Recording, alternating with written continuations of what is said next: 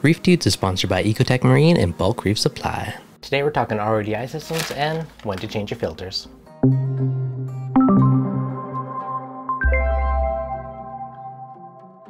What's going on, guys? Devin from Reef Dudes.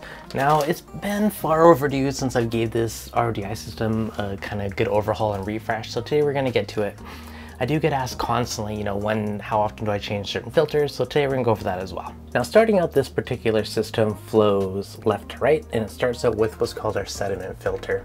And this basically just takes all the particulates out of the water. Next, it flows into our carbon filter.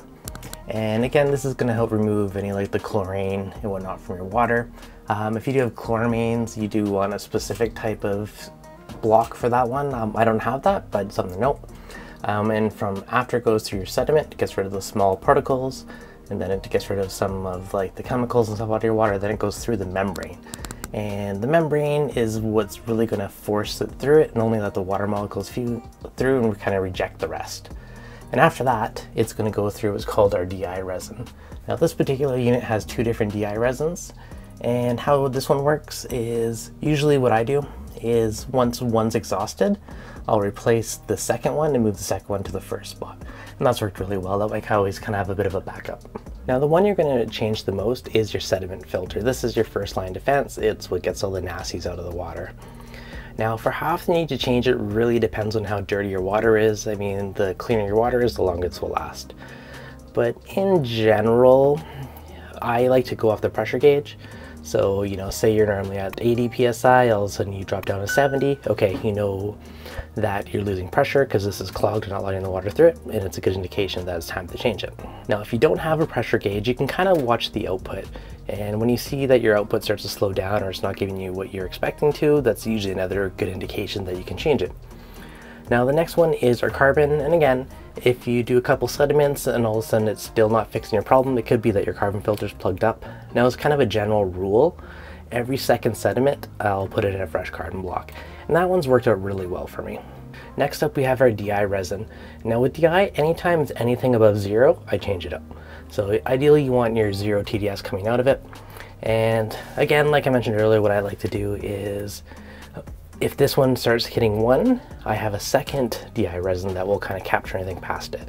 And when I replace it, I'll put the fresh one at the very end as my buffer, and I'll take the one that's still good and move it over one. And that works really well. Now, the biggest one that people are going to ask about next is your main membrane. Now, this guy, generally they can last anywhere from 2 to 5 years. And the proper way to know when to replace it is when it falls out of spec. So say it is 95% efficient and your TDS coming into your system is 100 and your TDS after this is 5. So that means you're getting your 95% rejection rate, everything's good.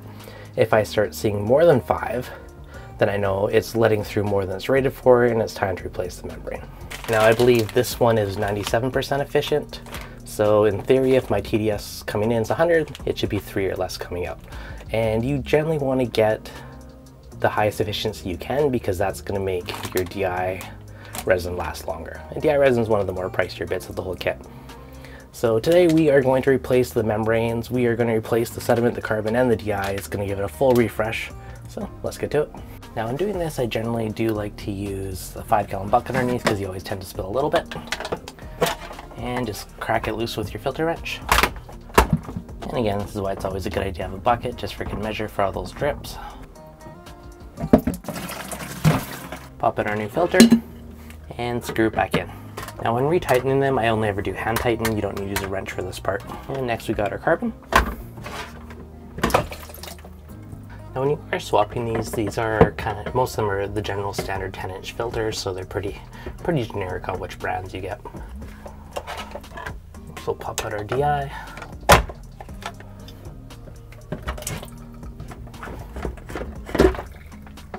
Now, another pro tip when you swap out your carbon, generally there's a lot of fines that come out of this afterwards, so I do like to flush it. Now, to make it easy, I put one of these 3-way valves on mine. And what that does is take the output of the carbon and it basically lets me flush it direct to the drain. And when I'm done, put it back to normal and it flows as normal. And for the DI, I do just dump these out and refill them myself because it's a lot more economical. If you are refilling your own, I'd highly suggest you pick up this nice big funnel that BRS sells because it makes your life much easier. Otherwise you tend to spill a bunch, and that's always a pain. And generally giving it some smacking helps tamp it down and gets it pretty darn close to full.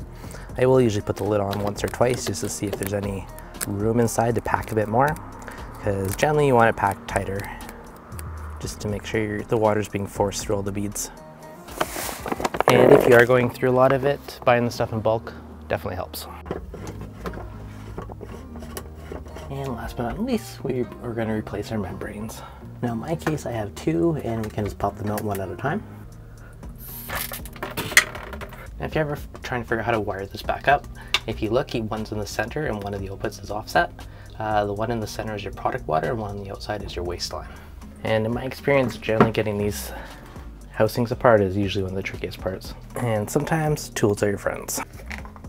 Take care not to lose your O-ring, give it a good inspection, make sure everything looks nice and clean on it, and you should be able to wiggle this out. And you can always use a pair of pliers if you need to make your life a little bit easier. And when we install these, we make sure that the little nipple part's towards the output. Get our slide back in, put our O-ring back on, and re-snug things up. Again, just snug tight, you don't have to make it overkill. Now, once everything's back together, we can turn our unit back on, and remember, it is always a good idea to flush our carbon. I changed my little flush valve to the flush position, and I'm gonna leave it like that for about 10 minutes until it's thoroughly flushed. Turn on my RDI switch, and we'll see things refill. And now it's just a good idea to watch it for a few minutes just to make sure there's no leaks, since, you know, we did take off all our canisters, and in my case, since I replaced the membranes, I took off, you know, the connectors on both ends as well. All right, so again, this isn't absolutely required, but now it's been flushing for about 15 minutes, so I'm gonna kick this back over to normal mode. And we can see our pressure builds up nice and high now. The auto flush for the RDI just kicked in. And now I'm gonna turn on so I can refill my bins. Now, just to give you guys a bit of a quick overview on how I have this set up, my output from the RDI gets split off a couple different ways. The first goes to this big coil of hose, so about 40-50 feet. So if I'm doing a water change or something manually, I can just run it directly to the brute can and fill it up, you know, by my tank or in the office, wherever it need be. If you look down here, I got a freshwater and a saltwater switch. So that's for the two bins below me. And the one valve will fill the saltwater bin, and the other one will fill the RODI bin. So it's really nice to have a selector switch. You know, normally it's just the freshwater switch open for the bin auto-refilling itself. And again, if I'm making salt water or manually mixing up a brute, then I have the extra hoses to do it.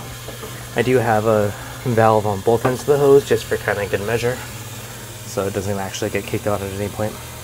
And yeah, all of the waste lines and stuff just get plumbed down the laundry drain, so it works out really well. Alright guys, hopefully you enjoyed that and learned something about when to change your RODI filters. Now if you got to pick up your own filters, you know, it needs a bit of maintenance, and you want to support the channel, check out the sponsor BRS links in the description below. Now as always, if you got any questions, let me know in the comments. If you enjoyed it, hit that like button, you're new, make sure to subscribe. I'll catch you guys on the next video.